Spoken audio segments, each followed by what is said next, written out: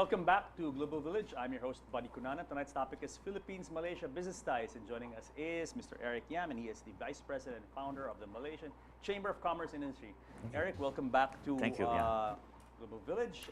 Okay, we ended our discussion, the second segment, talking Yeah. about that model, that Malaysian model of the government really supporting business, Yeah. SMEs, and as well as corporates to really get out and plant their flags in Right, foreign right, markets and right. spread their corporate footprint Right. in the region and the world. And I said that our former president, Mr. Ramos, followed this model of your former Prime Minister Yes, Mahathir. right. And but I have to say that a lot of the success of currently Malaysia has to do Right. really with the plans and programs he put in during Yeah, his time, no? right. And one of them was a very ambitious plan called Vision 2020, which Okay, essentially yeah. was, his dream was, and this was hatched in the early 90s, I think Yeah, 91 yeah. or 92.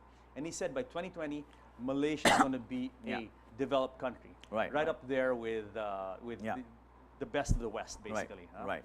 Where are you guys today? Okay, I think you see now the thing with the Vision 2020, it kicked off very well Yes. at the time, and along the way, I think because there were a lot of political shifts, so we were, I would say that a lot of what we're targeting has been achieved, all right. But of course, when you're talking about maybe the per capita income and all that, we have yet to achieve the targets set by Vision 2020. But I want to speak about the good thing right now. The good thing is with this new administration, what they've done, if they've just launched another initiative called TN50. What is that? TN50 stands for Transformasi Nasional 50. That means it's a National Transformation 50. What does that 50 means stand for? By 2050, they want Malaysia to be the top 20 countries in trade in the world.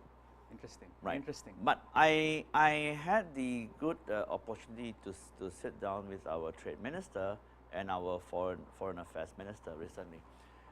What makes this TN50 something that I believe may work is because the policies of TN50 is going to be based on getting the feedback from the public, from the Malaysians themselves. Tell us what you want. Tell us what's wrong. Tell us what we can do to improve ourselves. Very good. Tell us what you need. And from such on the ground level inputs and feedback obtained, the government will then formulate the policies to head towards TN50 based on the feedback from the people. And that's very important. Absolutely. Because most of the time when a policy is implemented on top, the ones on the ground level are expected to follow.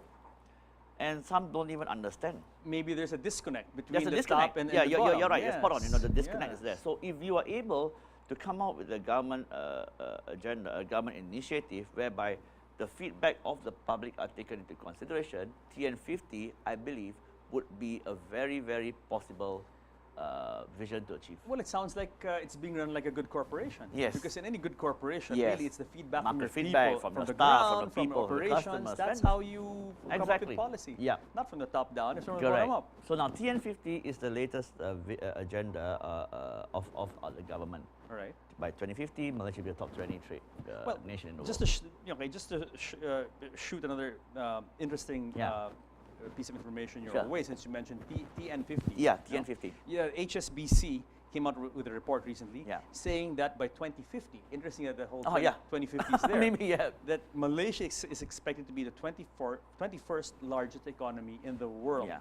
by 2050. And that's amazing when you think about the size of Malaysia, Yes, its population, correct. its land, its resources, and True. for it to be the 21st is Yeah, that's why I believe that the TN50 is achievable, because we are talking about being a top 20 trade nation in the world, and with the right steps being taken right now of getting the thing is why I'm a staunch believer is because I've seen it, I've witnessed it, I've Sure, witnessed yes. the dialogues that the ministers are doing with the people on the ground. They came to the Philippines. They asked for all the Malaysian diaspora. They gave them a 2 or 3 hour open door session. Ask anything, and this we are talking like about town ministers. hall, like yes, a big town hall, right, basically. And yeah. you could see people jotting down, and I mean, and so we know that real effort is being done to help the country grow further. Eric, it's actually also very interesting and amazing Yeah. that while the government has a direct hand in the way business is conducted in Malaysia. Right. There's no denying the strong influence the Right. government has Yeah. in terms of the subsidies, the policies, the sovereign funds that the government uses to support this Yeah. outward-looking investment initiative of Malaysia. Right. What's amazing is that it's actually Malaysia is ranked among the top places of doing business. The ease of doing business and the competitiveness of the Yeah. business environment in Malaysia is actually higher than Australia, the UK, Yeah. Japan, South Korea. Why is that? It's a kind of like see- usually when the government gets involved, Yeah. then sometimes Because it's a bit difficult. they are now gearing everything towards a centralized processing structure. An example, I lost my Malaysian ID when I was in the Philippines. And when I had to go back to Malaysia to renew my passport, I went back there. I got my ID renewed in 1 hour. And on the Wow. and they have the same within the same Yeah. office, you can process your passport renewal. I went there at 8 o'clock. I had my ID and my passport by 12 o'clock, even That's before lunch. amazing. You know, and it was so well organized, and you have all the different government departments in one building. So they are duplicating that concept in different towns.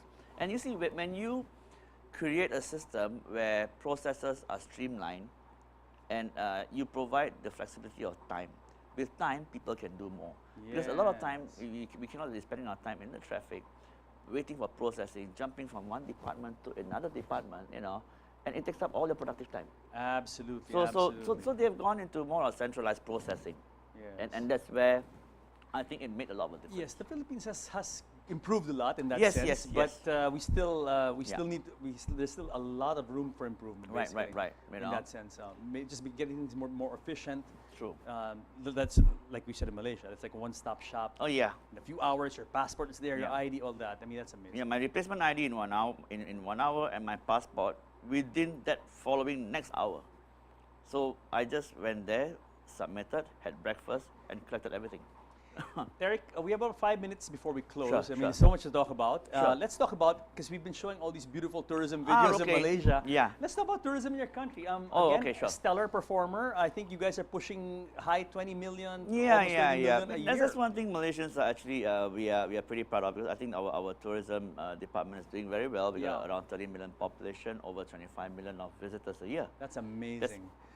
That's I mean, and good, this is yeah. something I want to wrap my head around, right? Yeah. Because the Philippines and Malaysia very similar. I mean, Oh, yeah. I mean terrain, I mean beaches, Yes, right. tourism very similar, and yet we're not even half of that. I Of what you think, guys have. Okay, in my personal opinion, Philippines have got great tourist locations. You've got great beaches all around the country. But the problem is this, from what I see, there is no targeted marketing. You know, imagine if Philippines could promote this beach over here. These are for the teenage getaways. This beach is for corporate team building activities. This beach for sports activities, scuba divers. One beach for the party goers. For One the beach for the honeymooners, another one, honeymooners, for the yes. family getaways. Now, if everyone could come together and identify, segmentization of each beach for Yeah, that's each true. particular need, all right? Then you can start marketing each of these beaches to everybody around the world. Any corporate, big corporations around the world that may want to have a corporate training or a corporate team building activities will straight away look at your beach first. Any honeymooner will look at that, because what's going to happen right now? What's happening right now is this: they come in, they see everything, they loved it, but they don't know which one they're going to choose. Absolutely, So they end up choosing Bali. Absolutely. No, no. you know, so Yes, yeah. yes. So it's just a matter of marketing it right. You I know? think so, because I have a lot of friends from overseas, and when they come to the Philippines, Yeah. and they know we have a lot of good beaches, but they Yeah. don't know where to start. Correct. There you go. Just like your restaurant, you got a lot of dishes and you don't know what to order. That's true. If you're selling me just one main menu, you know, your signature dish, I would go for it, and I'll probably order some other stuff there. So it's the same thing, because when you give them everything, they see nothing. Yes. You know, that's what I believe. Because tourism, I mean, is one of the pillars of your country's Yes, yes, economy, right. aside from construction and of Yes. course manufacturing and Right, all right. that, right? And naturally, so mining as well and things like Correct, that. yeah. So I mean, this is an area really where the Philippines can learn, you know, from our Yeah. Malaysian brothers and sisters. Okay, let's talk about, before we close, Sure. your plans and programs for your MCCI. Okay, yeah. Moving forward this Right. year next. So what we're going to do with Malaysian Chamber is this: we are going to provide trade missions. That means bringing not only Malaysians to the Philippines, but Philippines to Malaysia. All right.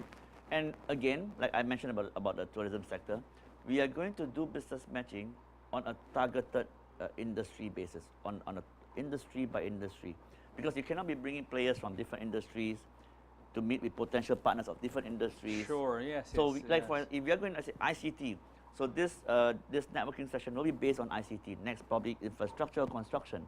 The next activity will be so it's going to be different in that.